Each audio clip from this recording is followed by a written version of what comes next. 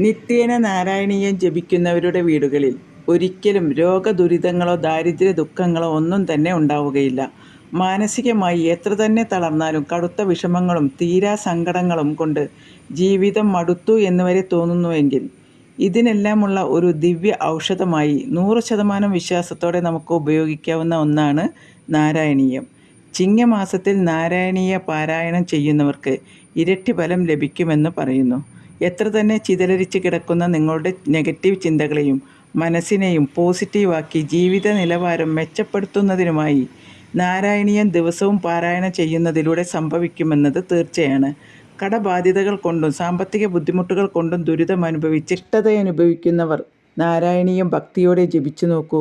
ഭഗവാൻ എല്ലാവിധ ദുരിതങ്ങളിൽ നിന്നും നിങ്ങളെ കൈപിടിച്ചുയർത്തുന്നതാണ്.